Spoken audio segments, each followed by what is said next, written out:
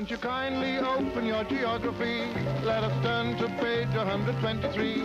Between the Caribbean and the Pacific shore, you'll find a city of amor. Managua, Nicaragua is a beautiful town. You buy an hacienda for a few pesos down. Central America until recently has been in shadow, largely ignored by scholars and journalists, so that the epic struggles of its peoples and the names of their heroes were lost behind a facade of ridicule, the so-called banana republics. In 1823, President Monroe proclaimed what was modestly called the Monroe Doctrine. Its aim was to protect Latin America from the Europeans, regardless of whether the people of Latin America wanted to be protected. This paternalism later became known as America's manifest destiny, that is, America's God-given right to control its own hemisphere. Early in the 20th century, manifest destiny took on a new meaning. It was now a crusade against Bolshevism, an imagined red threat in America's backyard. In 1912, US Marines landed in Nicaragua to protect democracy, as they put it, and to hold elections. But people in Nicaragua didn't want a foreign army to organize their elections, and resistance began behind a leader who said, "The issue is that the United States has no right to invade and humiliate a small country." His name was Augusto Sandino. He was a liberal and a nationalist, not a Marxist, and the Americans made the mistake of dismissing him as a bandit. Central America, said US Undersecretary of State Richard Olds, has always understood that governments which we recognize and support stay in power, while those we do not recognize and support fail. Major General Smedley Butler of the United States Marines later described his role with disarming frankness. "I was a racketeer for capitalism," he said. "I helped purify Nicaragua for international banking. I brought light to the Dominican Republic for American sugar interests. And I helped make Honduras right for American fruit companies." Sandino and what was called his mad little army rejected all that. On July the 16th, 1927, he attacked the US Marines headquarters here at Ocotal in the north of Nicaragua. And that afternoon, across these hills, came a formation of de Havilland biplanes bearing United States markings. The planes formed into a column and dived at the center of town. With machine guns blazing, they dropped their bombs at 300 feet, and that is now believed to be the first use of organized dive bombing in history, long before the German Luftwaffe was credited with the innovation at Guernica in Spain. There were hundreds of casualties, and Sandino learned a lesson. From then on, he became a master of guerrilla warfare, of attacking and melting away, tactics which were to be adopted around the world and to change much of the world over the next 50 years. By 1933, Sandino's mad little army had defeated the Marines, driving them from Nicaragua, a lesson of history apparently overlooked today. Sandino went to Managua for peace talks, where he was betrayed by America's man, Somoza, the head of the National Guard. In 1934, he was murdered. There was a calypso sung in American nightclubs in the 1940s that began like this. A guy asked the dictator if he had any farms. The dictator said he had only one. It was Nicaragua. Anastasio Somoza founded a dynasty that ran Nicaragua like a family business for 44 years. The Somozas owned almost half of all the arable land in Nicaragua. They controlled the coffee, sugar, and beef industries. Nothing was overlooked. They owned the national airline outright. If you bought a Mercedes car, you bought it from a Somoza company. Even the paving stones in the streets were made by a Somoza cement factory, which got the contract from a Somoza ministry, and of course the profits went to El Presidente. The Somozas were protected by a private army called the National Guard, which the United States created, paid, and armed. Somoza called them his boys, and they tortured almost as a sport. This is the Messiah volcano, which, as you can see, is very much alive. One of the delights of Somoza's boys was to drop his opponents from helicopters into the volcano. The official American attitude to Somoza was best summed up by President Roosevelt. That guy, he said, may be a son of a bitch, but he's our son of a bitch. The first Somoza began his career as a sewerage inspector and went on to own the sewers of Nicaragua, right up to the manhole covers. This is the remains of another Somoza interest after the Sandinistas had got through with it, a notorious blood factory known as the House of Dracula, to which poor Nicaraguans would sell their blood for as little as $1 a litre in order to buy food. The blood would then be sold to the United States for 10 times that amount. In the middle of Nicaragua's capital, Managua, there is a plinth on which used to stand the statue of Anastasio Somoza, the founder of the family dictatorship.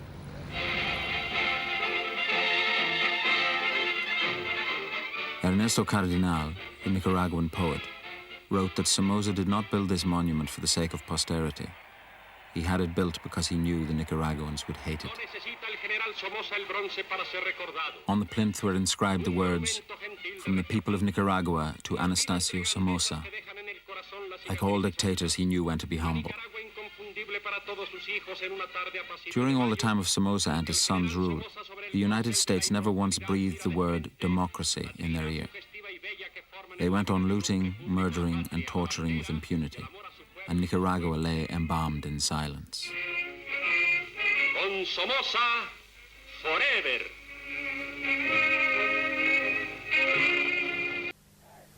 The year was 1978, 1 year before the uprising. This was Somoza's National Guard, or Death Squad. Funded as part of America's foreign aid program, they were the instrument of American policy in Nicaragua for almost half a century. They were taught to equate all forms of social unrest with communist subversion. They were above the law. They could murder at will. Now reorganized in Honduras and paid by the CIA, they are described by President Reagan as freedom fighters. In 1972, an earthquake destroyed Managua and killed an estimated 10,000 people. The National Guard were quick to react. They diverted aid from abroad, they looted, and one officer reportedly tried to blow open the National Bank.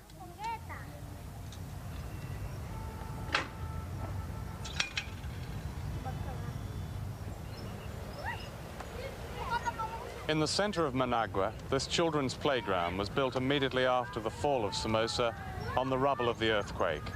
Somoza had repeatedly refused to build parks and playgrounds in much the same way that he resisted doing anything about the 83% malnutrition or diseases affecting young children.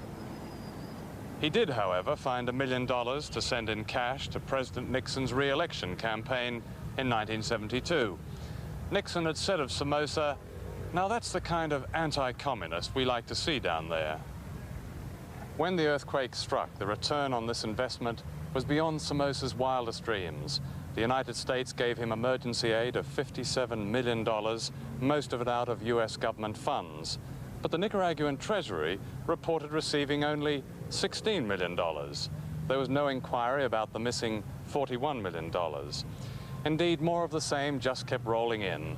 With the support of the Carter administration, the International Monetary Fund gave Somoza $65 million, just a few months before he fled the country and while he was bombing his own people.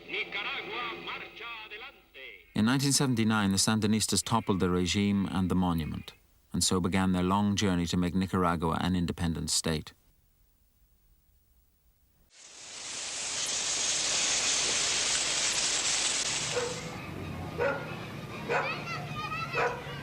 It's important to remember that we found a country in July 79 that had probably 40% of the infrastructure of the country destroyed by the war, and part of it destroyed by the earthquake in 1972, and Somoza didn't repair it, okay? The city of Managua is a very good example of that. Then we found a country with no financial resources. the Sandinista government nationalized 19 different banks, and we found only $3.5 million in the 19 banks. That means 1 day of imports for this country.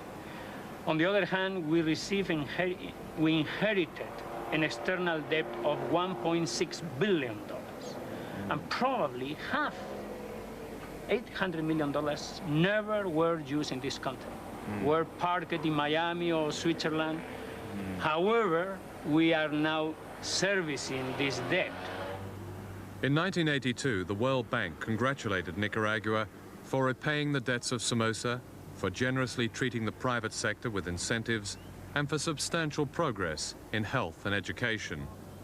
At the same time, the bank regretted having to cut back urgently needed loans to Nicaragua because of, to quote, increasing political limitations. In other words, pressure from Washington. We have been suffering in the last 2 years a sort of financial boycott. The private banks refused to lend to Nicaragua. The multilateral banks, the World Bank, the Inter-American Development Bank, have reduced close to 50% the loans to Nicaragua. And that means that we have a shortages of medicines, we have a shortages of food, we had the boycott of the wheat. Now we had the boycott of our sugar exports to the United States. Still, they are happy under these conditions. And they are not easy conditions, they are appalling conditions many times. Check with the people if they prefer this life, very simple life, very austere life, to the life under Somoza. What is going here is that the people realize that this is their own economy, this is their own country, and they are facing an aggression, a foreign aggression. This revolution was not made by a proletariat party. It was produced by a popular insurrection. Everybody took part in the destruction of the dictatorship. This is not a political party, it's a front who made the revolution. And you have in this front different parties, the Socialist Party, the Christian Democratic Party, the Liberals, the Conservatives, all of them took part in this insurrection. Christians, the same time with Marxists, took part in this insurrection. The church, many priests and nuns supported the insurrection, even fought in the insurrection. We nationalized all the Somocista land, and this is probably about 35% of the total land of the country, okay? We have created here about 3,500 cooperatives in 4 years, okay? And these cooperatives will provide the self-sufficiency in basic food probably next year. And this country will be self-sufficient in basic food, grains, rice, corn, beans, some vegetables, fruits, and this is essential. That's why there is a slogan here, defense and production. Then production is part of the defense system. If we are able to provide food to the people, health, education, this country is invincible. In the past 4 years, food production and consumption of basic foods has increased by as much as 100%. Washington says there are food queues in Nicaragua. This is the market in Managua on a normal day. Well, this is the maximum security prison at Tipitapa. One of the first things the Sandinistas did was to abolish the death penalty, and it's here that members of Somoza's National Guard are serving sentences for murder and torture. I've come to the prison with Thomas Borge, Minister of the Interior in the Sandinista government, and himself a victim of torture in this same prison. Thomas Borge was sentenced to 129 years by Somoza. He was kept hooded, naked, half-starved. While he was in prison, his wife was raped and murdered, and he later found her in a mass grave. A whole range of crimes were committed here. For example, there were National Guards who not only killed Nicaraguans, but also tortured them. There were cases where people's skin was scraped off with shaving knives, alive. Others where their eyes were gouged out with spoons. Others were castrated. there was a range of cruelty here which I don't think would fit into an encyclopedia. En términos tales que no podrían caber, creo yo, en una enciclopedia. Tengo una especie de amnesia por todo lo que pasó aquí. I have a sort of amnesia about everything that happened here. Today, I don't remember the bad moments. I've rubbed them from my memory. I think that to remember bad moments is a way of retaining bitterness.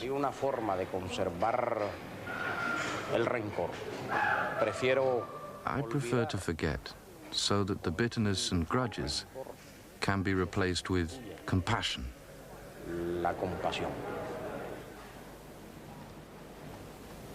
Such an attitude has helped to create a possibly unique example of penal reform. This is the only fence on this farm which is also a prison. There are no guards. The staff consists of 2 agricultural teachers. This prisoner was Somosa's personal bodyguard and is described as a former brute, now almost rehabilitated.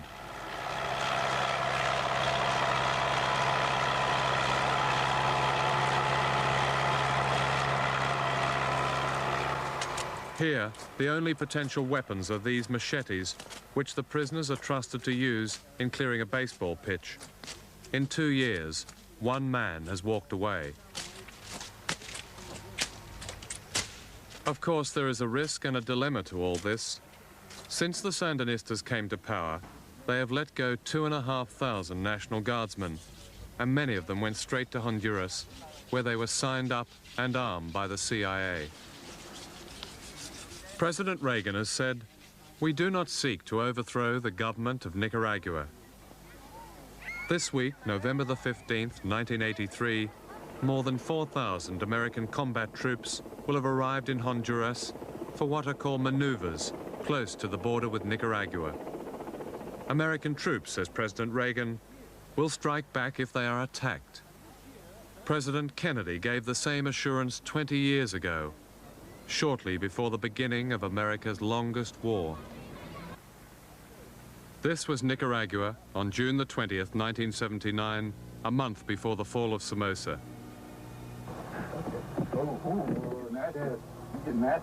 The man you see on the ground is Bill Stewart, an American TV reporter. The man standing with a gun is an officer of Somoza's National Guard. Let him see the picture, or the camera. Bill Stewart was an ordinary reporter doing his job. His murder on television shocked many Americans and helped to break an historical pattern. For the first time, Washington found it very difficult to justify sending troops to intervene on behalf of their man, Somoza, whom President Carter only a few months earlier had personally congratulated on the improvement on human rights in Nicaragua. On the first anniversary of Bill Stewart's death, here at this street corner in a poor district, a monument was erected, and I, for one, find what it says most moving. In memory of Bill Stewart, he didn't die on foreign soil, and we keep his memory alive because he is part of free Nicaragua. Such is the generosity of spirit so often shown in this small country. In the same barrio, more than 200 young Nicaraguans died fighting the National Guard. One of them was this woman's son, Julio. Her name is Lupita, and she carried her son's tortured body back from the front line and buried it in this, her small dirt garden.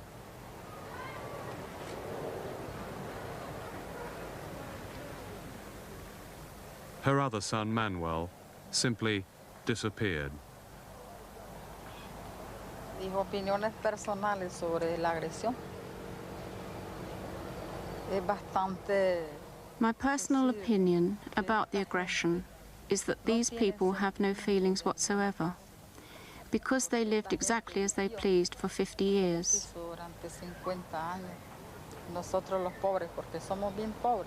We the poor, and we really are poor, we struggled to earn our daily bread with the pittance we were paid. Yes, I have an opinion about this aggression. Let President Reagan spare a thought that he has children. Let him think that he is supporting genocide. They were murderers here. They had no pity for the young people. It was a crime in Nicaragua to be young.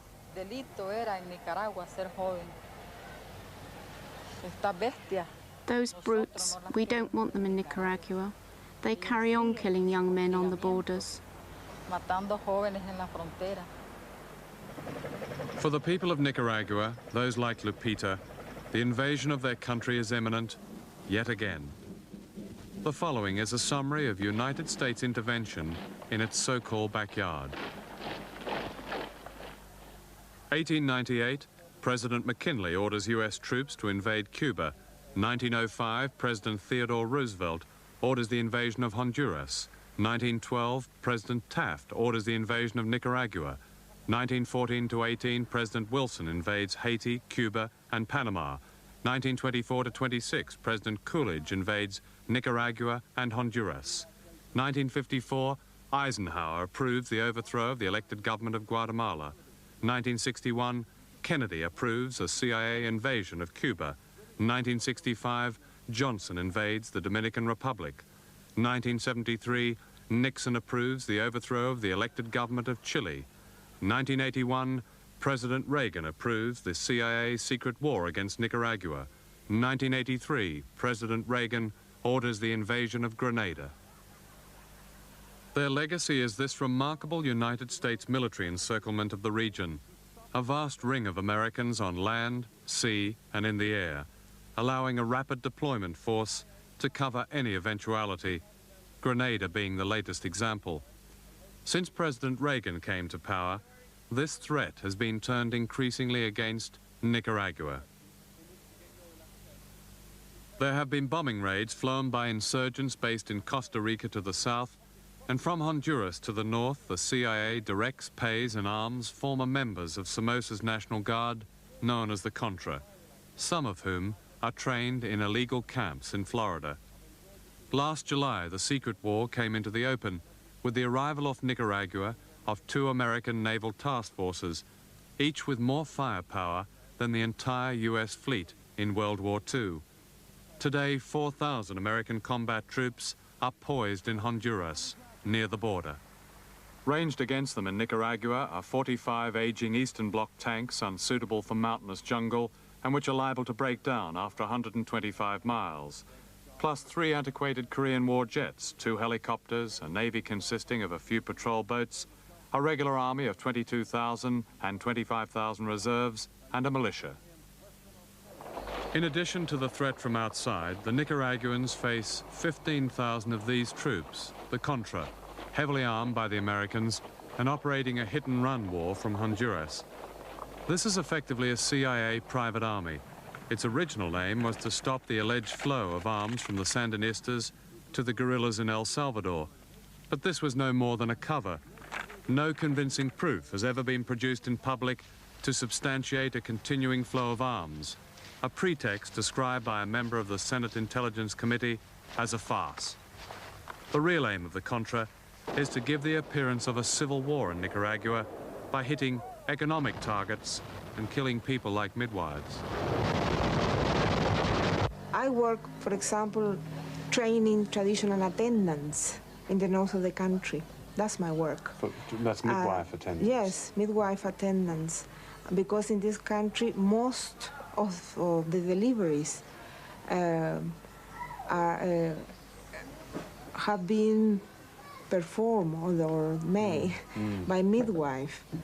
I've been working in areas where 6 of my students have been murdered by counter-revolutionary groups coming from Honduras. And my program was finished because of that. That was in May 1982. But now we have restarted again because it's marvelous. I remember when a health worker was murdered.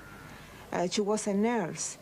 And we had a meeting after the murder, and 10 nurses were willing to go there and work as she did in the past.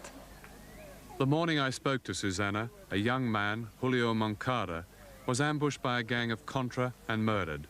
His job was organizing land reform, and therefore he was clearly a threat. Julio Moncada wasn't political at all.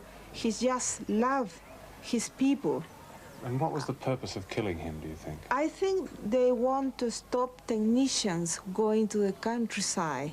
They want to make people afraid, feel afraid, not going to the countryside to help peasants.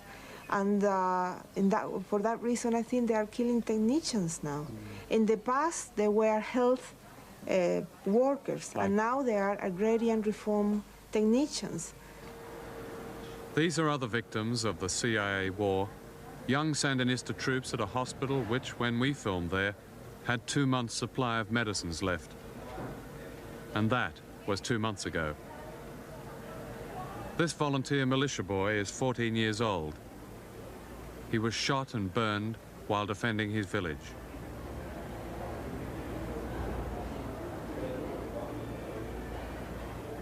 They've been called the gang that couldn't shoot straight, the old gang who gave America Vietnam a back, building new careers with a new war in Central America. John Negroponte, American ambassador to Honduras, runs the CIA's secret war. Negroponte helped to run the Vietnam War as a political officer in Saigon and under Henry Kissinger in Washington. Robert Comer, otherwise known as Blowtorch Bob, is a former CIA expert on pacification, meaning terror. Blowtorch Bob failed to pacify Vietnam, but now works for the Pentagon, advising on how to pacify Nicaragua. Nestor Sanchez, 28 years in the CIA, helped to mount the abortive invasion of Cuba in 1961. He is now a Deputy Assistant Secretary of Defense. I interviewed Mr. Sanchez at the Pentagon before the invasion of Grenada, which he helped to arrange. What do you say to critics of the administration who say the Nicaraguan government has the majority support? There's every evidence that they have the majority support of the people. Therefore, that surely should be enough for the United States not to participate in the so-called destabilization of that regime. First of all, I believe there is sufficient evidence to indicate that the Sandinista government does not have the support of the majority of the Nicaraguan people.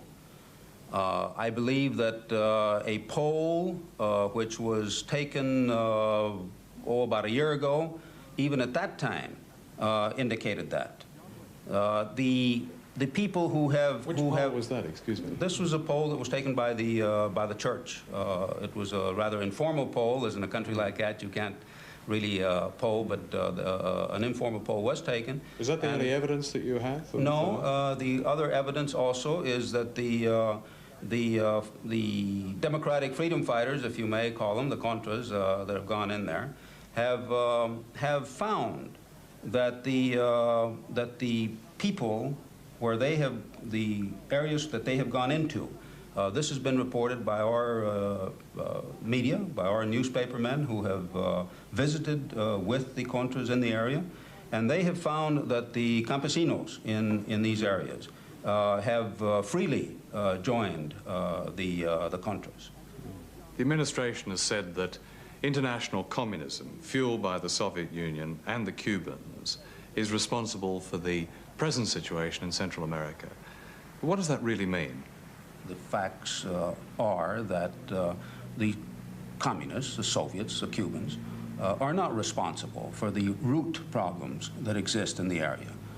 They're taking advantage of a situation which has existed for a long time and are therefore consolidating the break that they got in Nicaragua, consolidating their position in that country, and proceeding, as they openly state, to export their subversion and their terror to other countries in an effort to liberate these countries from imperialism.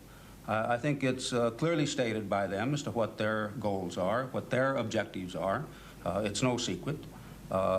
Fidel Castro has said it many times, and so have the other countries. and think of. I think Nicaragua is very interesting in this aspect. There is a nationalistic movement that is in the root of Sandinism. Sandino was in the 30s. He probably didn't know at all about Marxism, but he was a nationalist fighter, freedom fighter. Then you have the tremendous power, influence of the church here. And these people are extremely Christian. And the main leaders, even though some of them are not Christian now, they have a Christian heritage. And there is a Marxist influence here, very important, very important. And I think the confluence, the convergence of nationalism, Christianism, and Marxism, and a very Latin American sort of Marxism, what we call a Creole Marxism, that has roots in the Indian culture, in the Latin American culture. That's the essence of what is going here. And that's why this revolution is a Sandinista revolution. It's Marxist, it's Christian, and it's nationalist. Why do you think that President Reagan accuses you people of being communists? All that is communism for Reagan because the role that Christianity plays in the cultural framework of Reagan is to legitimize the established powers of the world. The church has been always with the big capital, with the big institutions, with big countries. Only in exceptions, the church worked with the poor, with the underdeveloped, with the third world countries. Now, if the church starts legitimizing the poor, the independence of these small countries, the church is delegitimizing the established powers. Then the church is a subversive element. And that's why they identify subversion of an order that is oppressed for the majority of our people with communism. And Monsignor Romero, the Archbishop in El Salvador, was a subversive and a communist. And he was shot? Was shot. We, all of us, we are communists, according to Reagan, according to Vice President Bush. What to do? If Archbishop Romero's support for ordinary people made him a communist, then these 3 American nuns and a religious lay worker were also communists. Indeed, Jeane Kirkpatrick, America's representative at the UN, suggested that the nuns were communist sympathizers. They were raped and murdered by members of the National Guard of El Salvador, a country where 35,000 people have been the victims of death squads since 1980. The American ambassador at the time was Robert White. He said, "The chief killers here are the government security forces. They are the ones responsible for the deaths of thousands upon thousands of young people who have been executed merely on the suspicion that they are leftists. Are we really going to be part of all that?" For saying that, the ambassador was sacked. This year, the Reagan administration wants to give to the El Salvador regime more than $200 million in aid. By contrast, there are no death squads in Nicaragua, where all American aid has been stopped. How does a small country in Central America radically alter the cycle of poverty that has been a feature of life down there for so long without being seen in the United States as a challenge or even a threat? I believe that kind of a challenge we accept. We want to help these countries redress the years of poverty that they've lived in. But we certainly don't see the solution in letting them become a country under communist domination and rule. We don't believe that this will help their economies or their people. You mentioned letting these countries have a certain kind of government. But that leads to the question, does the United States have the moral right to intervene in Central America? Well, if I did say to let these countries do something, I retract that statement, because what we want to do is to help these countries. We have tried in these 4 years to be very flexible, very pragmatic, We have tried to diversify our dependency from the United States without breaking with the United States. We would like to maintain our diplomatic relations, our economic relations with the United States, but not to have a sort of umbilical cordon with the United States. We try to be our own nation, okay?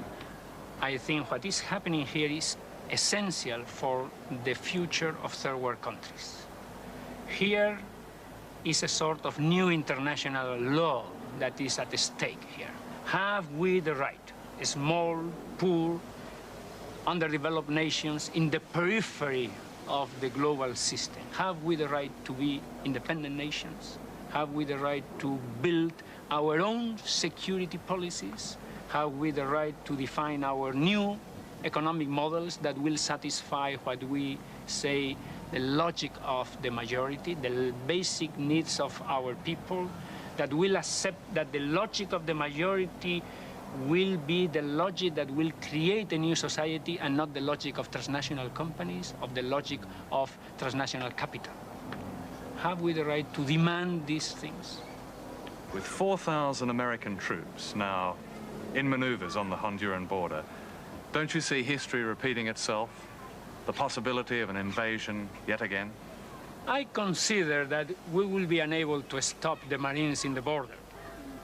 That's impossible. They have all the military equipment. We don't have Air Force. We don't have a Navy to defend this country. They will come into the country. The problem is how they will go out of this country. This pathological vision of the administration of the United States in relation to this area of the world is impossible to change. I have been 15 times in the last 2 years in the United States. It's impossible.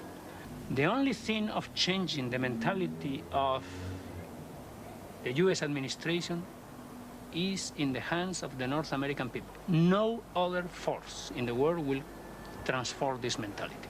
We are unable to do that.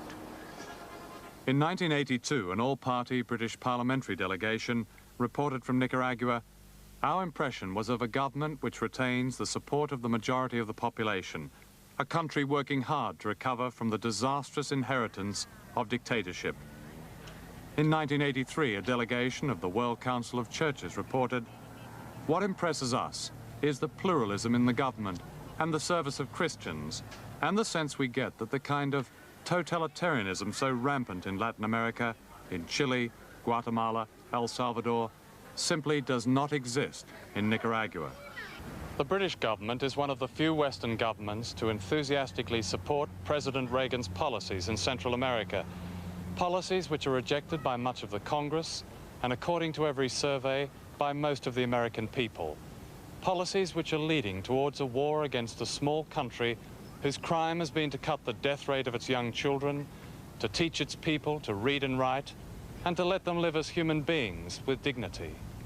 Surely it's fair to ask this: how impoverished, how helpless does a country have to be before it's no longer seen as a threat by the United States?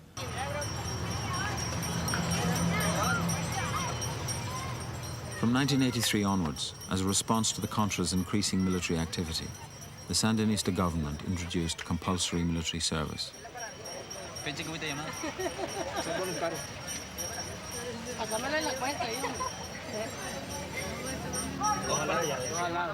All those who were 16 and over were called up, received 3 months training, and were then sent to the mountains to fight the Contras. The war had finally entered every household. Yo le voy a dar la respuesta por qué mi hijo tiene que dar por ley el servicio. Porque es una obligación. Tenemos que ser sinceros, pero es una obligación. Porque si mi hijo no da el servicio, mi hijo no tiene trabajo en ninguna empresa, no me le dan trabajo. Lo primero que me le piden es el carnet del servicio militar patriótico, si no, no hay trabajo. Ese carnet vale más ahora, en las empresas vale más que una carta de recomendación. Entonces, para que mi hijo no ande como el más último allí, tal vez hasta agarrando una escoba y barriendo, o anda escondiéndose. Entonces, directamente aquí los muchachos, la juventud tiene que dar su servicio por ley. A ver, respira afuera. No es que uno está en contra del proceso. Las superaciones que han habido en avances, de construir hospitales, escuelas para niños, no había en aquellos tiempos. Problemas en los pies, de plano. Quítate los zapatos. Pero ahorita lo que se está pasando en realidad es esta crisis, pues, de que...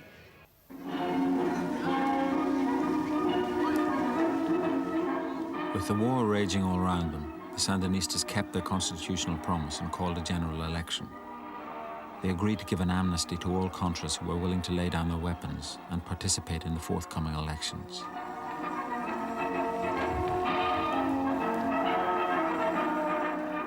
On the first day, Alfredo Cesar, one of the leaders of the Contras, returned to Nicaragua.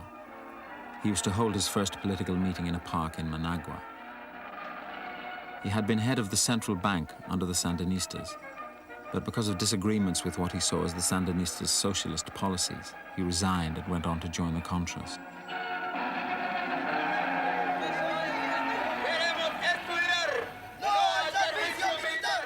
To the observer, the park in which the meeting was to take place looked as if there wasn't much support for his cause. As we looked around, we could see that most of the people were poor, disaffected, angry. We had just arrived and we wondered what stories lay behind their opposition and how many of these stories existed outside the confines of the park.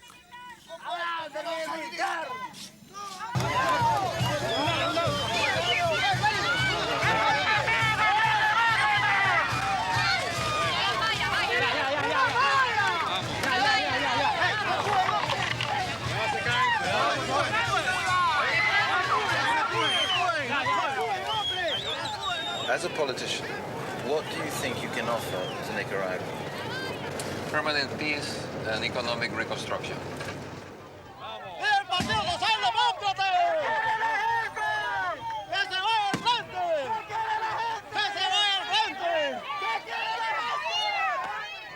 Everybody talks about the economic crisis, but we never hear mentioned once the fact that there's been a very bitter war waged in Nicaragua with enormous economic dimensions. Right.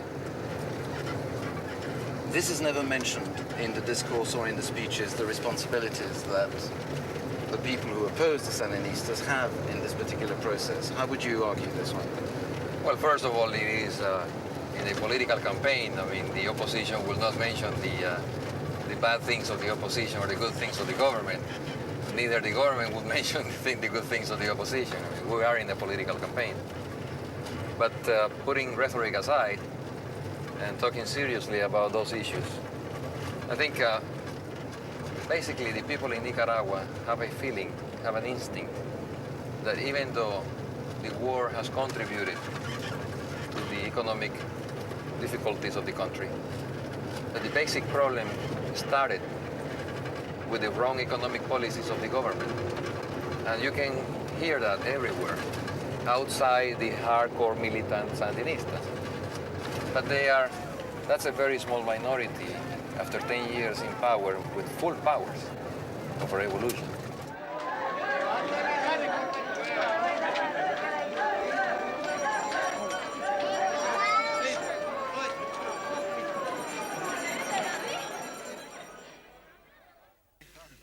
The opposition could always plead diminished responsibility for the economic disasters of the revolution.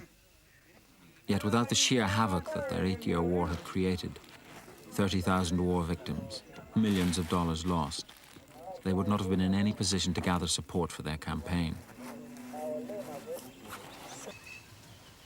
Aquí la salida de este problema, le llamo yo, ¿verdad? Esa es mi opinión, pues, porque ya no podría decir yo más nada.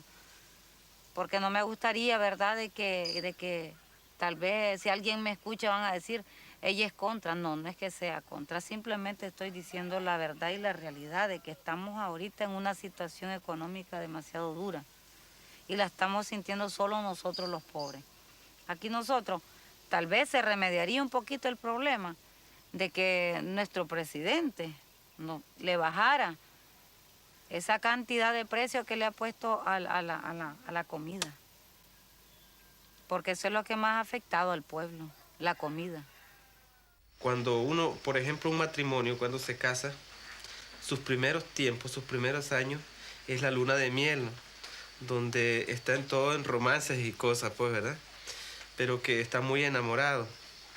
Pero que con el continuar esto va terminando, pero no quiere decir que el amor se ha perdido, sino que va agarrando como su normalidad.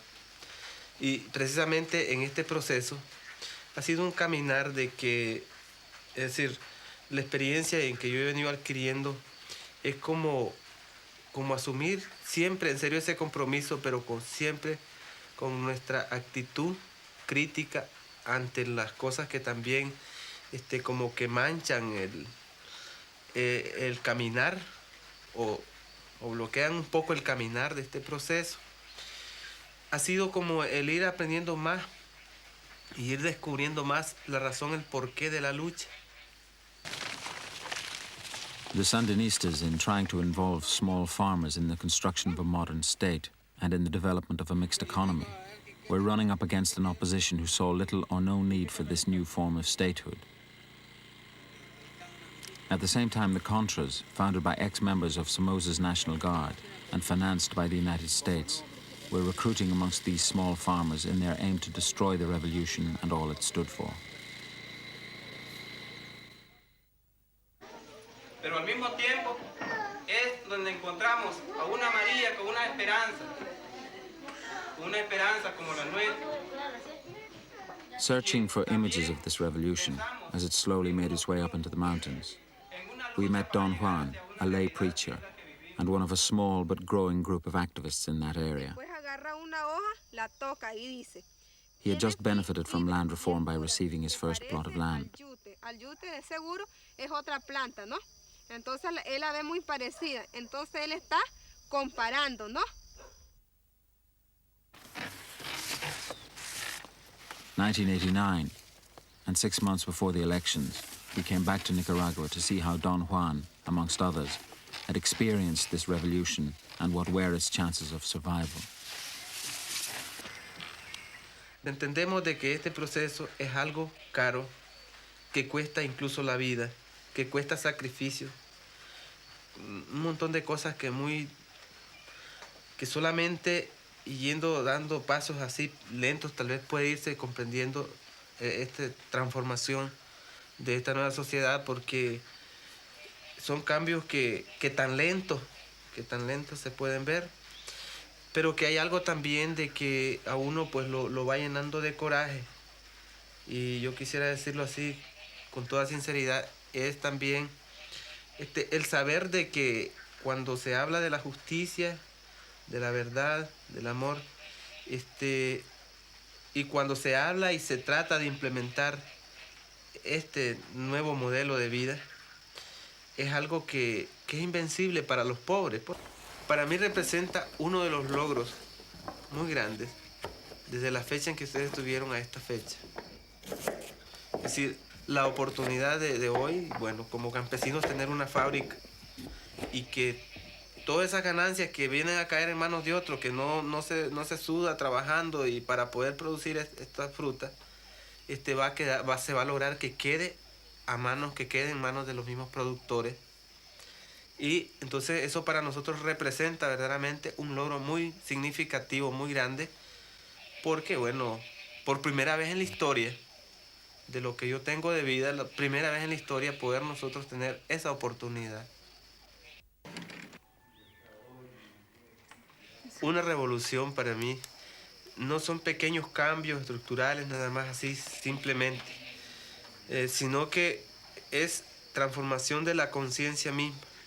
Yo lo puedo decir por experiencia porque la revolución se va consolidando a través de que el pueblo mismo va adquiriendo una conciencia crítica, conciencia de colectividad, de abandonar un poco el egoísmo, de cambiar ese egoísmo por más solidaridad entre los mismos. Es decir, pero esto va un proceso muy lento, ¿no? Porque para mí revolución no es que haya un gobierno que diga aquí están las tierras para que las trabajen y aquí está todo y que se ponga todo a manos del pueblo, sino que es una revolución que la tenemos que ir haciendo y va empezando a hacerla desde que vamos haciendo la conciencia en nosotros mismos.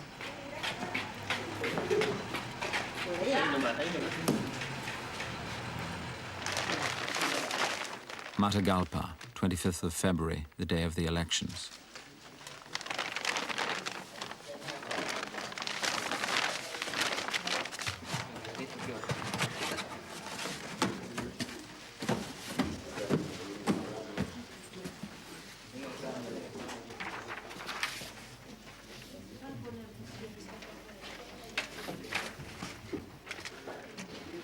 Samulalí número 1, municipio Matagalpa.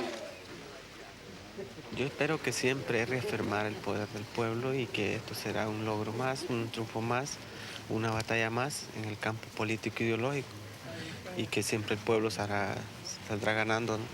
Porque de eso se trata, del triunfo del pueblo. Pero, ¿cree que al frente va a ganar? Sí, yo estoy seguro que sí. ¿Seguro? Seguro que sí.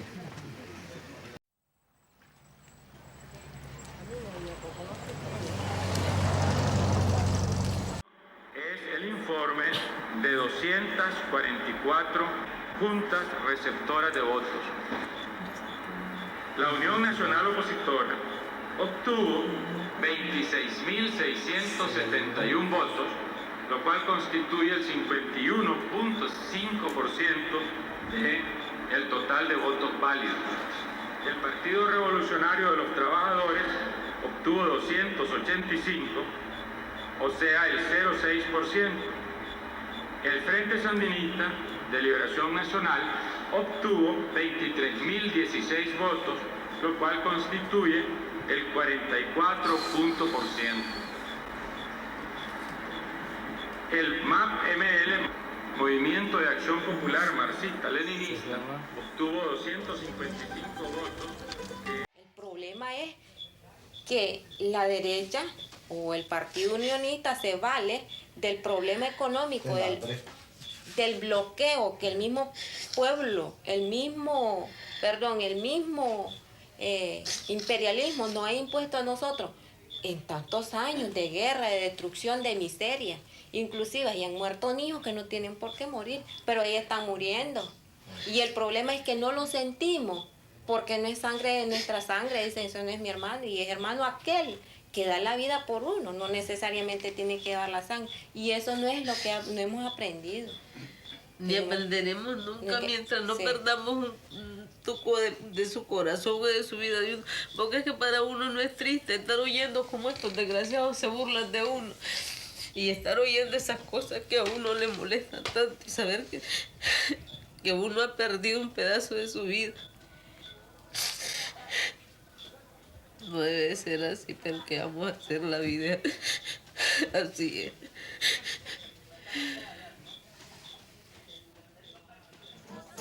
El Dios de los pobres, el Dios humano y sencillo, el Dios que sube en la calle, el Dios de los proscritos. When in February 1990, the Sandinista government had lost the general elections, the result was met with shock and disbelief by Nicaraguans and observers alike. It had made everyone look for that something which would explain the apparently impossible, or at least help to justify the last hard 10 years. The revolution's opponents, however, were quick to interpret the result as proof that once and for all, socialism and all its experiments, be they in the East, West or South, had finally come to an end.